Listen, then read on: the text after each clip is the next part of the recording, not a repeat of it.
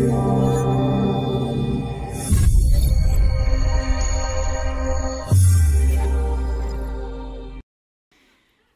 my gosh, what a great day. So emotional. Every speaker, I think, I didn't know this year was going to be so emotional, so I apologize, we didn't have Kleenex on the tables. But like Nathan Ogden said, all the feels, it's like that emotion, right? We are emotional creatures, and we are better together. You know, the thing that I wanted to talk about weeks ago, I was really excited about. And as time went on, it wasn't resonating with me. And I thought, that's not what I'm supposed to talk about. Do you ever get that intuitive hit? It's like, nope, that's not it. My head wanted to talk about that because it was some great information and I really liked the topic, but it was like, nope, that's not it. I'll tell you the question I get asked every day, though, and I thought, maybe I just need to answer this question publicly because I get asked a lot. What is your why? What is my why behind Women Ignite? How did you get started? And what was the why? And it's interesting because in some ways it's not a very sexy story. It wasn't my idea, and I didn't want to do it. So I was speaking at a women's event about 5 or 6 years ago, and I was the last speaker on that conference, and it was a good conference. It was smaller, great people. I met some of the people that are in this room today, like Carolyn Casey, who's an amazing speaker. She spoke on He's Not Your Girlfriend, great book. And I met Aspen, and I met Denise Nygaard, and Danae Valle from V3, lots of really, really neat people. And so one of the things I noticed about that conference, by the way, was there was only about 75 total people there. But I mean, we left friends, we left doing business together, referring each other, and with some pretty big breakthroughs. So it's not always the size of the event. You could have a housewarming party and maybe only 5 people show up instead of the 50 that you thought. But you know what's cool? The right people show up. Your people show up. And that's what's powerful to me. So my friend at the end of this conference, she said, you know, I'm not going to do this anymore, but I think you should do a women's conference. And I'll tell you what the voice, well, I won't tell you exactly what the voice in my head said. But I will tell you this. It was like, no way. Absolutely not. It was not on my radar. I did not want to do a women's event conference. I did not want all of the responsibility and all the things. I knew it was going to be a lot. I didn't know, but I thought I knew. I'm glad I didn't know, or I probably would have never done it. But it was just not on my radar. I was happy coaching and doing keynote speeches, and I go into businesses and I do trainings, and I'm really passionate about that. And I do bring in that personal growth into the workplace. When you build individuals, you build teams. And as individuals are getting better and growing in their capacity, and they also have the chance to simultaneously bond with each other, that's where teams really get better. So I love to go in and do strengths finders. I love to go in and talk about intergenerational challenges and communication issues in the workforce, or how can we improve trust or communication, all those things. How do we improve our sales, our ROI? I love all of that. So this wasn't on my radar. And in fact, it had the possibility, just the thought of it was going to interrupt a lot of things. So if you ever had something big show up, and even to consider it, it's like, there's no way I have time for that.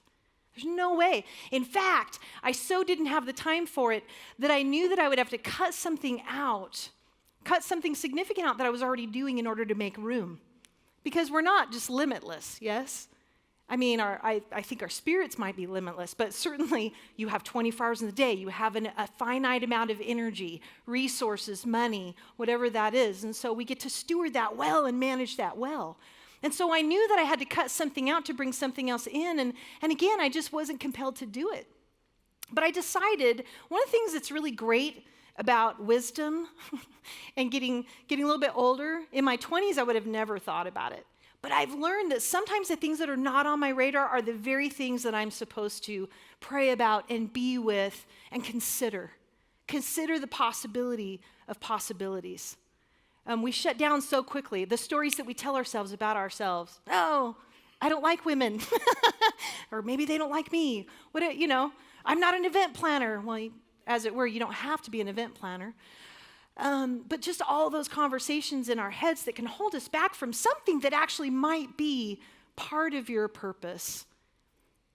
So I considered it. I started praying about it. And I thought, no way was that going to be confirmed that that's what I was supposed to do. I started interviewing women. What did you get out of this event? Because some of these women were really passionate about these kinds of events. And I would say, well, what was the value that you took from it? Because I'm a big fan of, don't just do stuff, right? There's just tons of stuff. Let's do valuable things that really help us grow or help us serve somebody else and make a difference. I want to steward my energy well. And so I started interviewing these women, and their answers blew me away. They were like, I met one of my new friends that we've just been inseparable. I met her a few years ago at this event, and it's been amazing. And I was like, really? Wow, okay. Somebody else would say, oh, I met a new business partner or a collaborative partner. Or I got, turned on to a new career path or space that wasn't on their radar, but like, I'm so excited about it. Changed the trajectory of my business. I had one person say that had listened to Carolyn Casey. She said, that speaker saved my marriage. What? Carolyn Casey could save your marriage? That's amazing. Here's the thing, that person must have been leaning in, and that person must have been listening, and that person must have been open to the possibility of possibilities and looking for answers. And maybe she didn't even know those were the answers she was looking for. I know, she came to sell some product, but she walked away. She did sell some product, but she walked away with so much more. And sometimes those are the biggest benefits, the ones we don't see coming. Well, I want to come build my list, great. But what if you have a massive breakthrough? And here's the cool thing about breakthrough. I like to say that I sit on the front row to miracles with my job. It's really true. I don't know when they're going to happen, and I don't know how, but I know that they can happen at any moment. And I'm just ready. I'm just like, yes, it's so exciting if you're paying attention. But that one person, have you ever had one person one time speak into your life and change your life? Sometimes it's one word, it's one song, it's one book, it's one movie, it's one video. Kayla was changed by that song, right? That gets exciting to me. So as they're telling me their results or the value that they found in this conference, I thought, oh my gosh, if I took away the vehicle, meaning the conference, if I took away the mechanics of how they got there, the net results of how they got there were exactly what I try to do in my life with keynotes or trainings or personal growth workshops. Those are exactly the kind of results I want to help people achieve. Because I want to say this about personal growth. I don't believe in gurus. In fact, I think that's a disempowering conversation. If you feel like you've got to continue to go to personal growth things to have somebody fix you because you're not capable, that's a lie. You are capable. Yes, we need to go get encouragement sometimes, support, resources, strategies, absolutely, and breakthroughs. But I want to empower you such that when you go home, you go, I'm good. I can do this myself too. I could be sitting in bed and having a breakthrough. Good news. You don't have to pay 10 grand and walk on coals. It's awesome. It's awesome. So I'm listening to this, and I'm like, all of a sudden, I'm like, oh no, I'm supposed to do this. I'm like, oh no, I'm supposed to do this, because it was like, what? I'm going to be starting a whole new thing. I've started a few businesses, you guys. And the good news is, actually, I didn't know it would be a whole business when I started. I thought it was just going to be a conference. That's kind of how God works in my life. He's like, oh, like Martin Luther King says, I'm just going to eliminate this stair for you. And you step on that, because if I eliminated too many, you wouldn't go. You would be like, oh, I don't know. I don't think I can do that. Or look at that obstacle 6 steps up. So he illuminates what you need to know right now, and he nudges you, or whatever your faith is, the universe nudges you to do what's next. So I had a decision to make. And I stopped doing one-on-one life coaching. And that was hard because it was probably 60% of my income at that time, 65%. But the flip side of that is I'm driving all over town and I'm meeting with all these people, and it was amazing. But it was like he was speaking into my spirit. There's this bigger group dynamic where maybe you can create more value for more people in the same amount of time. And that was exciting to me. So, I began this journey. And I will say, just long story short, as they say, there's been a lot of highs and lows. I have had friends basically unfriend me because I didn't have them speak. Unfriend me in real life. They're still friends with me on Facebook. It's weird. But they don't talk to me anymore. Or, I've had people, I had a guy actually this week. I shouldn't have said he was a guy. Okay, but cat's out of the bag. So I had a gentleman And he messaged me a couple nights ago, and he said, I just want you to know. And actually, to his credit, he was trying to, I think, be a friend and have my back. But he's like, I just want to let you know that I haven't seen about your event anywhere. I haven't heard anything about it.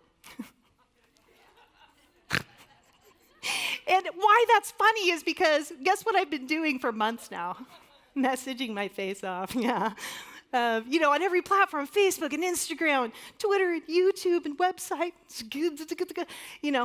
There's been a lot going on. I get tired of my own messaging, you guys. You're not the only ones.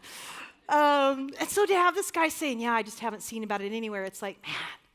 And that's okay, right? That's okay, but I'm that kind of person. I look so strong. I look like I can just take all this feedback. And I mean, arguably I can. I just want you to know I have feelings too.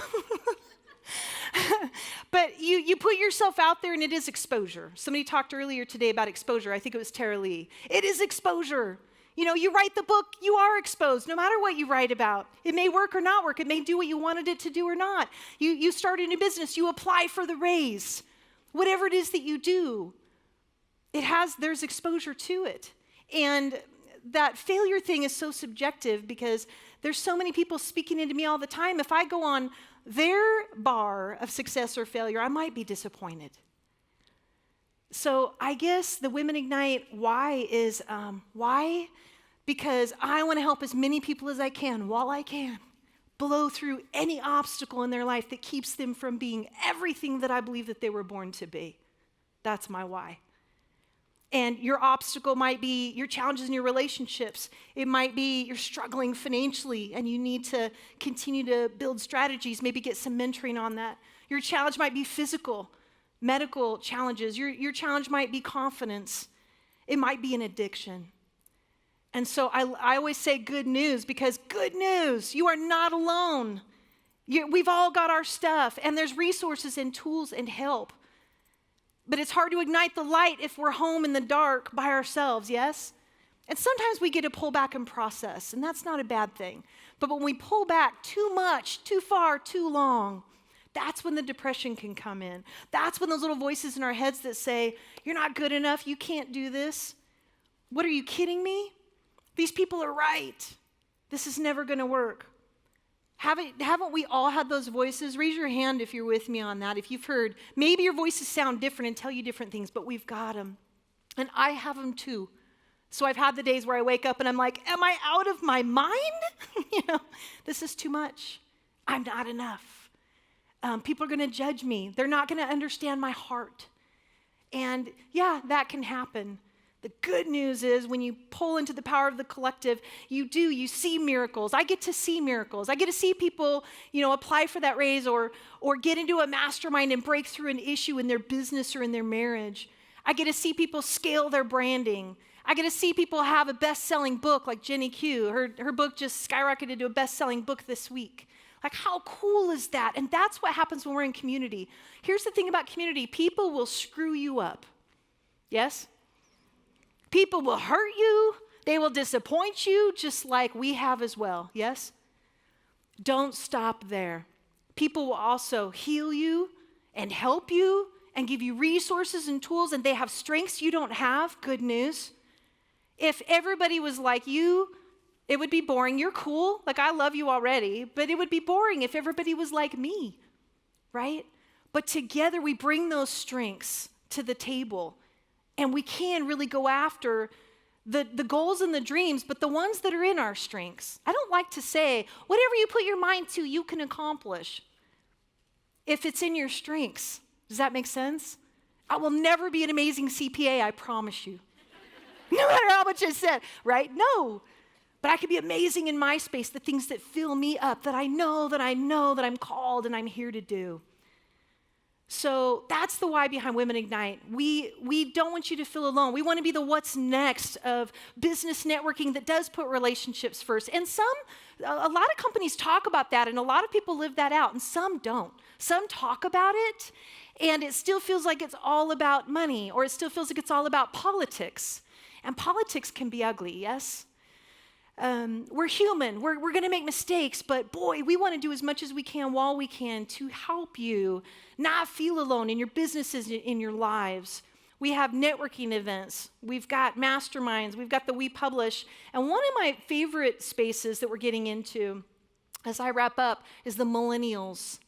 The millennials that are very misunderstood because of all the blogs and the things, and it's silly. Well, now organizations are starting to turn that conversation around, and they're starting to say, oh, we want to onboard millennials. We need them as employees. We want them as clients. Yes, you do. Because just like in every generation, there's slackers and there's achievers, so it is with millennials, just like it is in my generation, yes? But it's fun to do this intergenerational mentoring and networking because they bring amazing things and strengths to the table, and so does every other generation. And together, we are better. And there's not a lot of people doing that. So we want to talk about social justice. I do love the women's equality movement in as much as I don't want to be angry anymore. I don't want to segregate. I just want to love on people and say, let's do away with that as much as we can. I'm only one, but I'm one, and I want to do my part.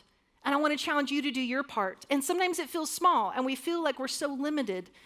But you can do what you can do, and if we all rise up every day and do what we can do, that's where the movement starts, yes? It's powerful. You're a domino, I'm a domino. And if we start to pull ourselves out of the line stops. So I just want to challenge you. What do you need in your life? What are the resources, strategies, tools? Who are the connections? What are the educational pieces that you know you need to lean into to scale in your business, in your life? What are the referrals that you need? Do you need a counselor? Do you need a CPA? Do you need somebody that's a good business coach for you? A leadership coach? Are you a leader, but you don't exactly know how to bring these generations together or have crucial conversations like Connie talked about in her workshop? She said, I had so many questions. I'm like, I bet you did. It's hard to have crucial conversations and do it well, yes? So that's just my little sharing. I get asked so often, what is your why? That's my why. We just want to help you move the dial. And we know that it's not for everyone, and that's okay. That's okay. We're transparent. If you have a question for us about the organization or what we're doing or a way that you can be involved, let us know as far as masterminds. And we're going to be talking more about We Lift, which is our new networking organization that we're starting. And that's going to be like an every other week event. Very fun. And doing networking a little bit differently and definitely intergenerationally. If you want to write the book, if you want to come to our networking events, we have those monthly. And if you know a millennial or if you are one, look for our millennial events. And we want to start bringing all of this intergenerational mentoring and masterminding and scaling together and really start to fill in some of these social justice gaps, because it shouldn't matter what race or gender or anything. All that should matter is, what are you about? You're a soul, you're a spirit, and you bring something to this planet, and you deserve to bring it without blocks, right? Life is hard, but it's good when we link arms and we do it together. Thank you so much, you guys. I really appreciate your time.